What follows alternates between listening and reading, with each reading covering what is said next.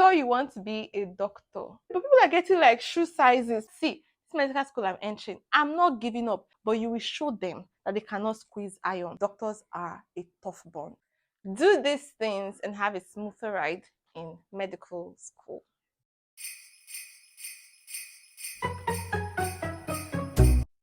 Hi guys, and welcome back to my YouTube channel.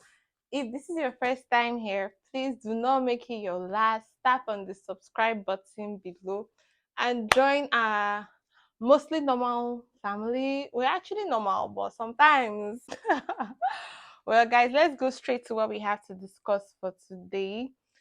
This video is targeted to med students, aspiring med students, any class from final year downwards. You can learn a lot from this video. So a lot of tips from this video are going to be, well, straightforward. You're like, yeah, but there are some that you'll be like, oh wow. So I'm going to be sharing 10 tips, 10 tricks that will give you a softer, smoother ride through this medical school journey. If you're a med student, then this is a channel that you must subscribe to. Number one thing you need to have a smooth ride in medical school, you need to build up your resilience, toughness. Guys, if you're going to be in a Nigerian medical school, you have to be tough. This place is not for the weak. Honestly, it is not for the weak. You spend the longest time, more than the average Nigerian student. In fact, more than any Nigerian student in university. What are you doing in school? You're studying medicine, that's what. But you have to learn to stand when you fall. I don't know if that makes sense. If you're a med student, you already know that this makes sense. It is a hard place, guys. It is a hard, rocky climb. And if you do not know how to take a hit and still continue running, you're going to maybe give up while in medical school. I know how many times, well, it was only once that it was serious enough for me to say, oh my God, what am I doing here? There are people that have quit med school, and I'm not saying that it's wrong for you to quit med school. Everybody has to choose what they want to do with their lives, and it's very important to make decisions that make you happy. So if medical school, being a doctor, does not make you happy, then of course you can decide to, stop. But I wouldn't advise that. If you're already in med school, then there's no reason why. I don't think there's any reason why you should stop or you should quit med school. I believe in finishing stuff that you have started. Even if you don't want to practice anymore, finish like you started, right? So finish up. You need that resilience because it's not going to be an easy ride at all. You're not going to be pampered. It is hard, long work. You're going to be working hard for eight, I don't want 6 years, but a lot of people do not do 6 years. We do 7 years, we do 8 years if you're in a federal or like any public school. So you need to be tough in your head, in your mind, in your heart. You need to decide that, see, this medical school I'm entering, I'm not giving up. This medical school I'm entering, they cannot push me out. And I told myself that nobody is removing me from here. I don't know what course you are. Pharmacology, pathology, I don't even care. When I decide that, see this thing, I'm going to finish you.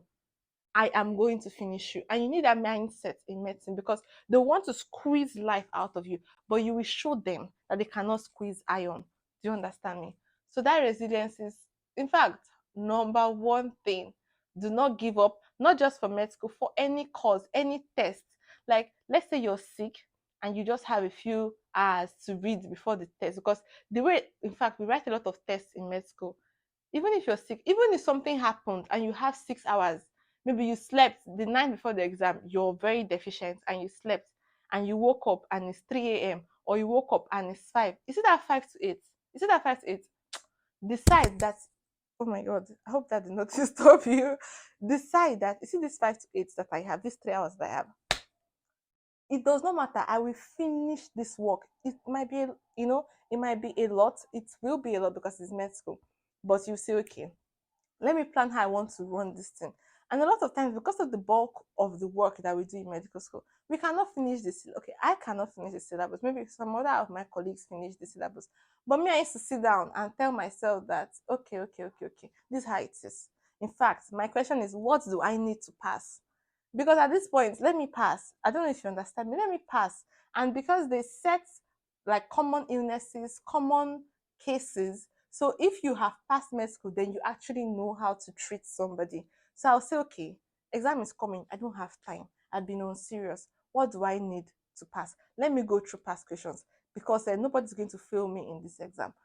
Just remember, whatever comes your way, you keep on moving. You need to have that in your mind because plenty things will come to hit you. But what do?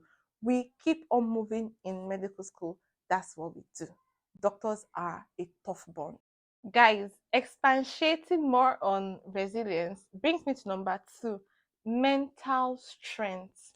See, if you're in medical school, or if, in fact, if you're in med school, you're already smart. Nobody is telling you that you're not smart. You know that you are smart. But guys, not just about smartness.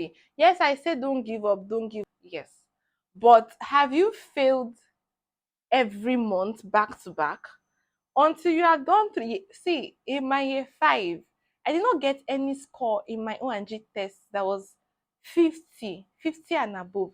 And let me tell you, the way they do this medical school, it's not a good thing. I don't even want to even complain or lay blame anywhere, but it's not good. Let me just tell you, because okay, so right now there's a lot of changes happening, so we're grateful for that. But when I came into med school, there was negative marking.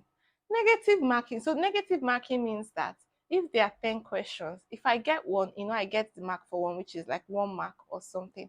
If I fail one, let's say I fail one out of 10. Let's say I get 5 out of 10. Now I'm supposed to get 5/10. But if I get 5 and fail 5, I don't get 5/10, guys.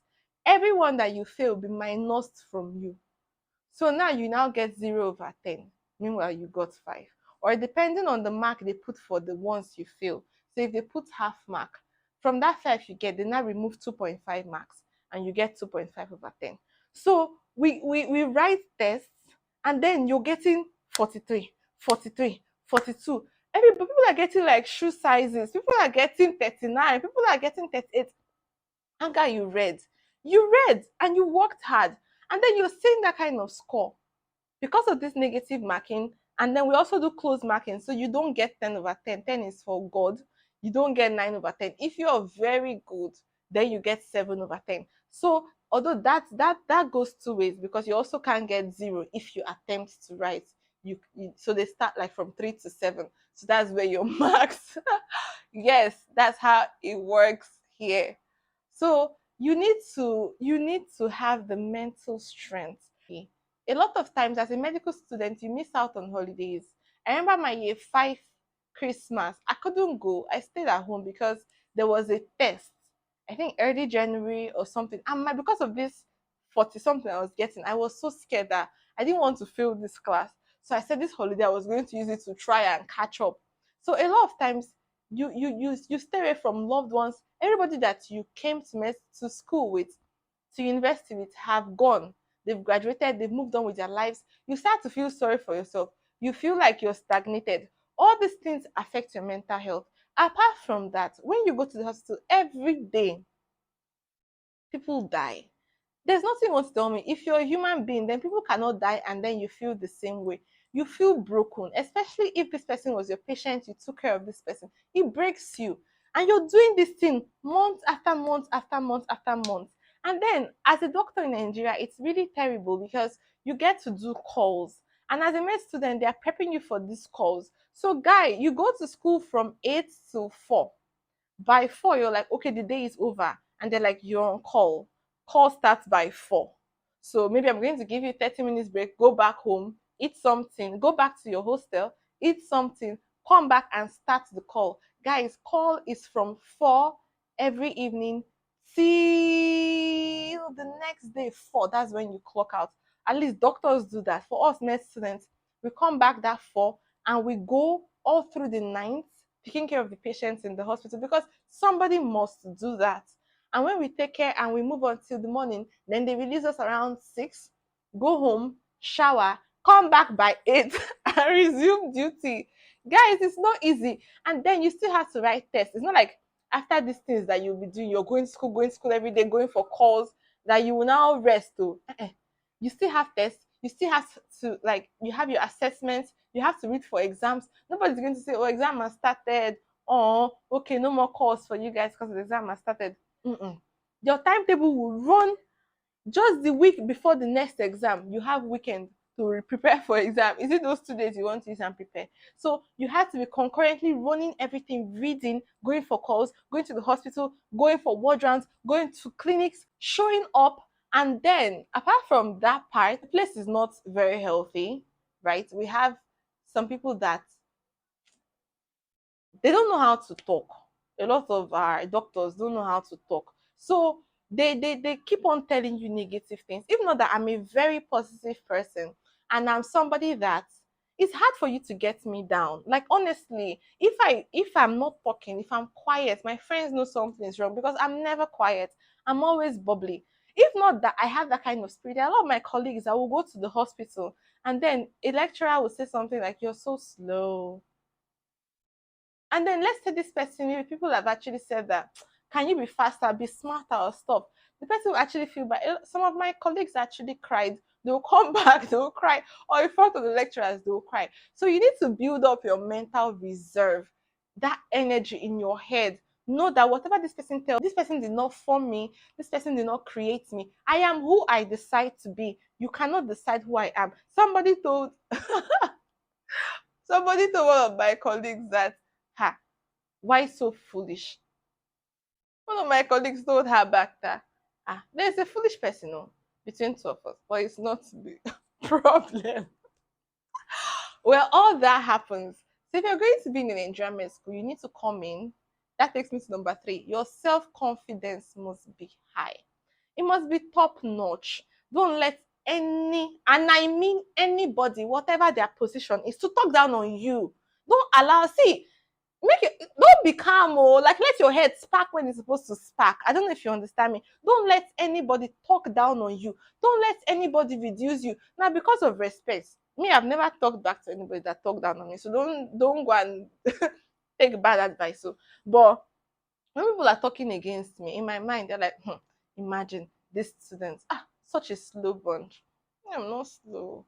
Like, I'm not saying it out for her to hear, but I know that I'm not slow. So, as you are giving it to me, my head is rejecting it because it's very wrong for you to carry those words back home and think about them.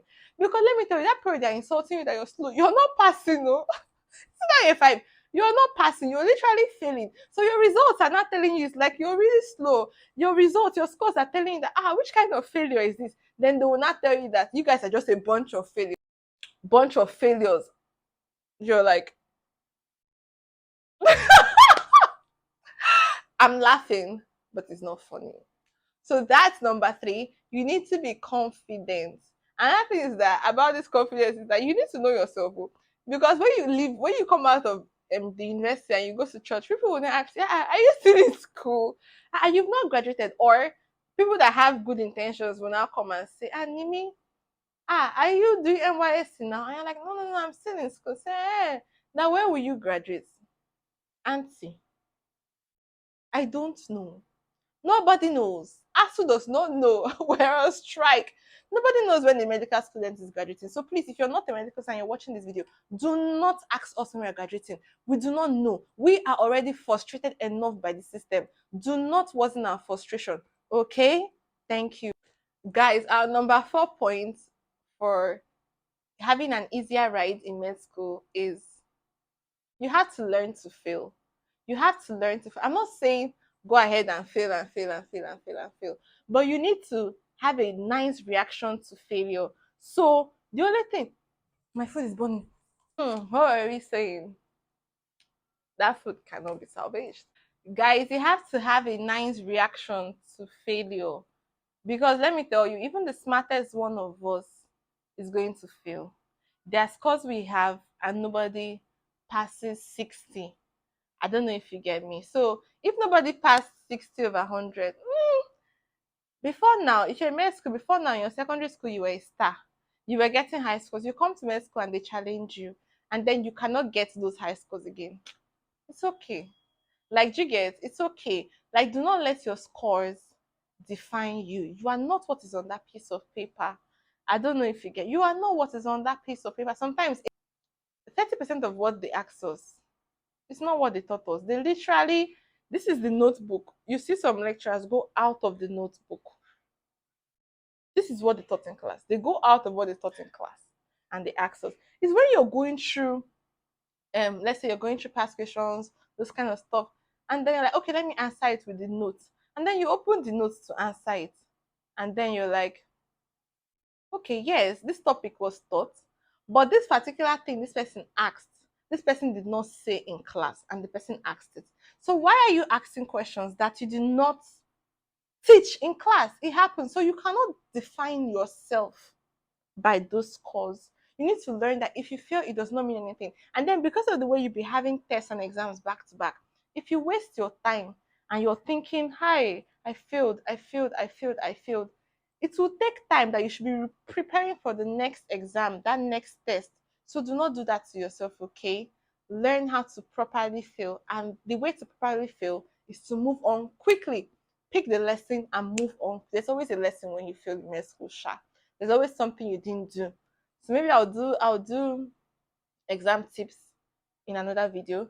But pick the lesson fast. If you know that okay, it's because I did not go through past questions. If you know that okay, it's because I did not read all my topics. Like just know that there was something I was deficient in a particular area. But it's okay for humans to be deficient. We're deficient. We're not perfect. Do you get? So the important thing is that do not stay in that failure and wallow in failure. You can't be crying every time you fail. If not, you'll be crying a lot. In this medical school. Okay, let's move to number 5. If you're going to have an easy ride in med school, you need a community. You need a community of people that are there for you. You may not depending on who you are, even those are really really good students, attending every tutorial, attending every lecture, attending every clinic, attending every wardrobe may not be possible. You need people that you need to first of all be a nice person, so that when you ask people that okay, can I have your notes, can I do this, can you send me what was taught in class, they can respond very nicely. Then you need people that are good as well. You need to have somebody that is extremely sharp, extremely smart. You need to have somebody that writes fast in class. Sonia is that person. After they finish teaching class, me, I'll be looking at the lecturer. Then I'll say, Sonia, beg, give me your notes. That's what I'll use and read. You can photocopy people's notes, read with people that are really. Tosin was that person in our class. God bless Tosin. And that person that God bless is Okobule Sonia, because she did. Some people are smart and they use that their smartness to help others. After everything, time for exam, she will gather us that, hi, do you have any difficulty in this course? Okay, let's go through it. Of course, as she's doing that, she's helping herself, but she's helping us. Do you get? So have people that, yes, all of us are smart, but there are some people there, they were gifted with certain things. So have those people on your side to help you out during examinations, during med school, during exam period and everything. Also have a study group, like have a study group. I don't even know who you are or who you think you are. Let me just tell you, if you're in year 1, year 2, year 3, because in year 1 there are a lot of people that didn't have study groups, and they were like, I read better alone. I read. This is not a shade to anybody watching this video, but see, by the time you enter year 6, by the time you enter year 5, you cannot survive without a study group, because the work is a lot. In pediatrics, they assist us by doing what do they call the 6 tutorials that they do for us every Monday. Yeah, so they already put you in groups so that you guys work together, so they assist you. You cannot finish medical school without having people that are reading for you. And I say reading for you because they read, you read your own part, but when you guys discuss, they give you what they know. You give them what you know. So at the end, yes, you read, but you've gotten what another person read. So, and you got it in such, you got it in such a short time that is smart. It's like exponential learning. So you need to do that as a med, to have people that will be on your side. Another thing is that have people that like you, that are not in your class, so that you can say, please, there's sometimes you will not have time to cook. You will not have time to do certain things for yourself. Maybe you feel very overwhelmed. You still pass, so, but there's that feeling during exam period that I'm so overwhelmed. I don't even have time to eat. All those type of things. There are people that will come, they will bring you food, they will say, okay, can I assist you? Let me do this for you. Have you packed your this? These people are very, very helpful. So Have a nice circle of friends. It can be your junior colleagues, it can be your senior colleagues that will look out for you when you're in those times that the whole medical school is on your shoulders. Do you get? It's very important. So a community while in med school is important. Let's move to number 6. Guys, have a good support. Have a good support. So this support, we're talking about family and friends. When I was in year 5 and I had a mini breakdown, my mom, I called my mom and told my mom that I wasn't able to do anything because I had a few patients that just kept dying and it was too much for me to bear. And then I was with one woman and she died while I was trying to help her. It was not a good time for me. With the whole stress, I wasn't sleeping enough because it's how they drew up the timetable then. I was in a unit that kept on getting weekend calls back to back, Friday to Monday, calls like that. I wasn't sleeping, I wasn't resting, I was running, trying to read, trying to show up, everything. And people were dying in front of me. So I shut down. And then for a few days, I didn't go to school. I was just in my room. I didn't leave my room. I closed all the windows. And I had to call my mom and tell her that, see, I can't do anything. But I didn't know my mom drove from the house straight to my hostel, walked into my room, and brought me out with her own hand, guys, took me to the house and made sure that I was eating. My family and friends were around me, and that was how I recovered. And I went back to that place, medical school. So you need people that will be on your side. You need people that will pray for you because it's not easy. Honestly, it's not easy. There are sometimes in exams that your bad luck is just because of the patient that is in front of you that will refuse to talk to you, or the patient is angry, so they don't want you to touch them.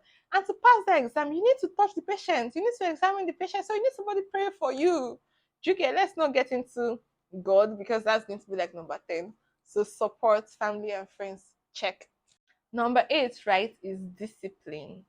Number 8. Am I this numbering? Is it correct? I know I'll say this thing and medical students will listen and they still won't do it. When they say start reading from the first day, it's as if we know, everybody knows, start reading from the first day, especially if you're in some type of classes the workload is a lot. So start reading from the first day. But maybe I should say number 9 before then. Organize yourself. You need to plan yourself before you enter a new class. Ask questions. This is something that I never ignored. I always ask questions. I would say, treasure, I beg, what is happening in this year 5? She will break it down for me because no matter who you are, no matter how smart you are, somebody that has done something, that has that experience, is better than you. Because when you're in year 5, you're moving, you're like a guinea pig. Is it guinea pig? You're just moving, you're moving. Is when you're finished and you come out and you're like, oh, okay, this is how the class is. So you need somebody that will tell you that this is how the class is. The marks are divided in this way. Do you understand me? So the first thing you should do is to try and get this first mark for this first month. This is how you will get this first mark. So if you do this, the point is that the third test or the second test is harder than the first test. So get your marks in the first test. Like all those kind of things, they'll tell you that your clinical posting is a bit stressful because you'll be doing calls, everything. So this time that you're only learning, learn properly. They'll tell you that there's no time to read. So make sure you do not miss any class because those classes will help you because you can't read everything. You know those type of things. So you need to organize yourself before every class to say, okay, it's not about knowing everything. The book is big. You need to say, what do I need to pass? At this point, if you come to the test, if you don't pass the test or pass the exam, you will not graduate. If you don't graduate, you will not help anybody. So it's not just about learning everything about being a doctor, learning how to do everything, but you don't pass your exam. So now it's time for exam, or it's almost time for exam. Calm down. Calm down. It's not about reading the textbook, reading everything. Uh-uh. Calm down. What do I need to pass? If you're a regular student, if you're already a distinction student already, then you know you've passed. Now you're saying, how do I get my distinction or something? That makes sense. But I'll be talking for the regular students. So another thing. So arrange yourself, like arrange your life. Do you get me? If you're a scattered person, it might not stop you from passing. But whatever potential you would have gotten to it will reduce it. That's the truth. I'm saying this because I'm not a very organized person. Like my character is not a very organized type. Do you get? But if everything is arranged, if everything is structured, if you can follow a timetable for yourself, if you can have a routine, you will be surprised how much you will get from having a routine. I do this, I do this, I do that, then I do this and I do that. I make sure that all my clothes are washed before this. That way, you will not in the morning you're rushing to, oh my God, my what coat? Jesus, I didn't wash it. Hey, you know those rush, those how many minutes that you're using to be scared and be worried, and your that is making you late, can just, it can just spoil your whole day.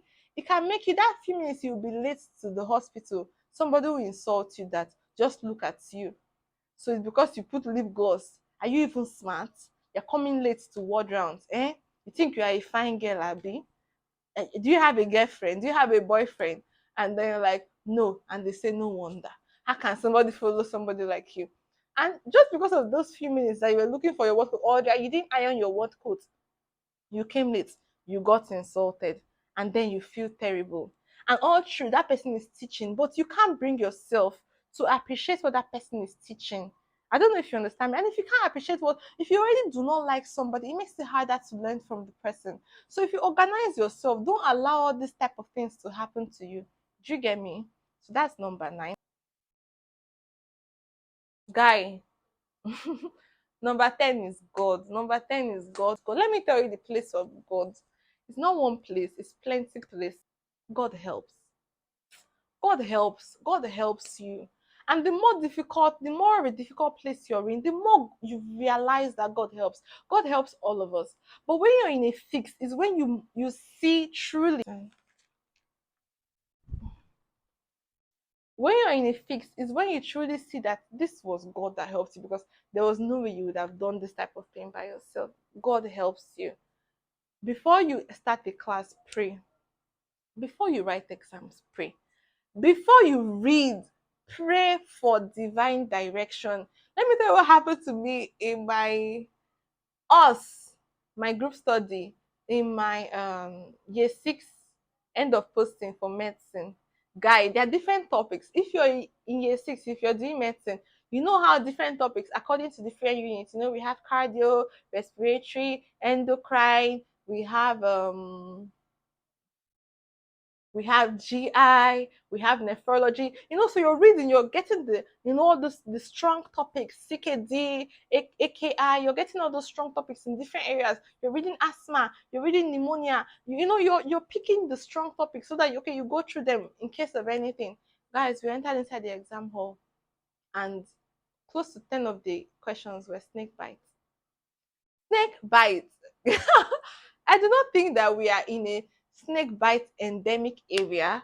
I don't know, but snake bite should not be a topic that should have 20% of your exam. Mbano. It doesn't seem fair. Do you get me? But it came out. What happened was that just the day before, Sonia said that this one that we want to start reading. No, like 2 days before. This snake bite slide, because she doesn't like snakes. Nobody likes snakes, anyways. That this her slide, can Prudence help her remove the snakes from the slide, the picture of the snake, so that she can read it? Mainly soon I just talked about snake bite slide. I just said, I don't even know where to start from, because the things to read are too many. Let me just start with this snake bite slide. That's how I started snake bite slide. Do you understand me? That's how we read snake bite in our group study. And we entered the exam hall, and snake bit us. It bit all of us, because the way we're seeing the snake bite, they were asking us, what is the pattern of lines on the back of this type of snake? Sir, have I seen the snake before? Did you bring the snakes and show us and teach us the pattern of lines? How long is the line from here to here on this type of snake's body? Wow. There's some things that if you're not led to read, to Jesus Christ, if you're not led to read, you will not read it. I don't know if I feel like that should explain to some points. Another thing is that sometimes you can be directed to ask the right question, and that's just your exam question. Another thing is that because of the kind of place you're in, you need strength, and God gives you strength. Sometimes everything is overwhelming. During exam, let me tell you what happens to Sonia and I during exam. Today she will cry that she's tired. she's tired, she can't do this. Tomorrow I'll be the one to cry. Meanwhile, yesterday I was the one to say, don't worry, baby, we're almost done. See, it's never as tough as the endings, because this is the ending. We're finishing this class, we're finishing medical school. Tomorrow I'll be the one. I will sit down and say, what am I doing here? The place is hot. There is no light. My back is paining me. All these things. God helps you with strength. You should not do medical school without God. Another thing is that if you're not even a very strong student, which does it, no, it's not even about being a strong student or not, because you can be a very strong student and something happens to you. Let me tell you, you know how they make us, if you're a medicine, you understand, you know how they make us mark our objectives on these papers that in that computers mark. I don't know what they call, I can't remember what they call those papers that you just shade in the boxes. So everything is organized from 1 to 50 or from 1 to 100 or something. So now you're with your exam paper, your question paper, and you know number one, and you shade A for number one. And then number two, you don't know it. So you move to number three. Now, since it's a computer marking this thing, they just insert the paper and the computer just, I don't know how it shall marks it. So now you leave in number two and move to number three. But in number three, now that you know that is B, you now shade B. But you because you're rushing, because it's exam, because you're under tension or you're like pressurized, you did not know that. You did not leave any space for number two while you were marking. And you marked B in number three. Have you seen how you failed the whole exam? Because for the other 97 questions that you got correctly, because of that space you left in number two, every other thing has moved up. So all your answers have moved up. So you cannot get your scores. And especially if you now know all of them, you can be sure that you have failed all of them because of that one line that you missed and that you took all your other answers up. And then maybe by the time you're finishing, they're like, time is almost up, 5 minutes, and you're rushing, so you don't even pick up on the error. Or even if you pick up on the error, what are you going to do? There's no time. They're dragging your sheet from your hand. All these mistakes can happen, and God can prevent it. So even if you're smart, even if you do not think that you're that smart, we all need God. Another thing is that some people will tell you some stories. Some people cannot tell, like, say it publicly or make it like big news. Somebody can make mistakes while marking your exam, and you're supposed to fail and you pass. So.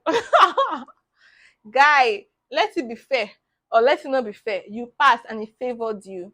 Do you understand? And that's God. For me, anyhow, it's God, because when it's not my power, it's not my strength, it's God's grace. God said the race is not to the swiftest.